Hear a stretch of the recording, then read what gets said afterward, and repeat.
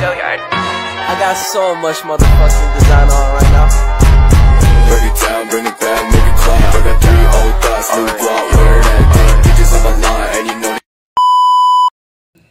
Perjuangan kemerdekaan Indonesia tidak hanya dilakukan oleh pejuang laki-laki saja, tetapi juga kaum perempuan.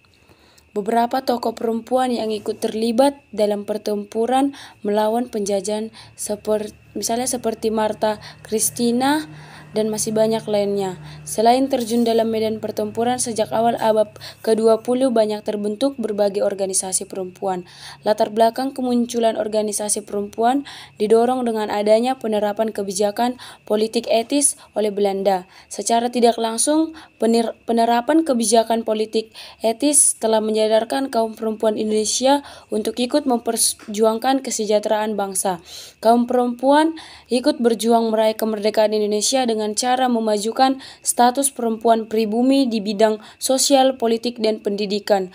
Melawan penjajah, salah satu tokoh perempuan yang ikut bertempur di medan perang melawan penjajah Cut Nyak Dien pada 8 April 1873, Perang Aceh resmi dimulai. Sebagai putri Aceh pun terdorong untuk ikut melawan Belanda yang telah terbakar tempat ibadahnya. Bersama dengan suami pertamanya, Tunku Ibrahim Lamgeng, ia ikut bertarung melawan Belanda di garis depan. Nahasnya pada 1878, Tunku Ibrahim tewas dalam pertempuran. Tidak menyerah, ia terus berjuang melawan Belanda dengan suami keduanya, Tunku Umar, yang berjuang hingga akhir hayat mendapat gelar pahlawan nasional pada 2 Mei 1664. Tidak hanya beberapa tokoh perempuan lain juga ikut dalam pertempuran melawan penjajah, ialah Nyi Ageng Serang dan Martha Christian Tiaun. R.A. Kartini merupakan tokoh yang dikenal sebagai pelopor emansipasi perempuan karena ia yang melahirkan Kongres Perempuan.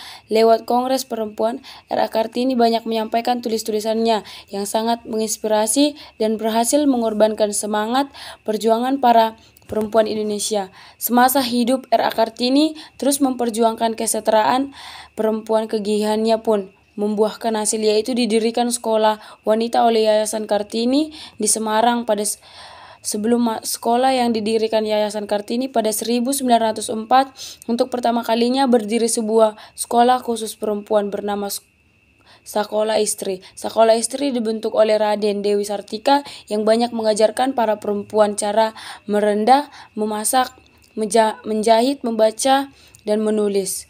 Kemudian pada 1912 terbentuk organisasi perempuan pertama di Indonesia, yaitu Putri Mardika. Organisasi Putri Mardika bertujuan untuk membina para perempuan dalam bidang pendidikan dan meningkatkan kesejahteraan hidup para perempuan pribumi. Salah satu program yang dilakukan Putri Mardika guna memajukan pendidikan adalah beasiswa. Pada 1912 berdiri sebuah surat kabar perempuan bernama Swentin Melajoy yang didirikan oleh Ruhana Kudus.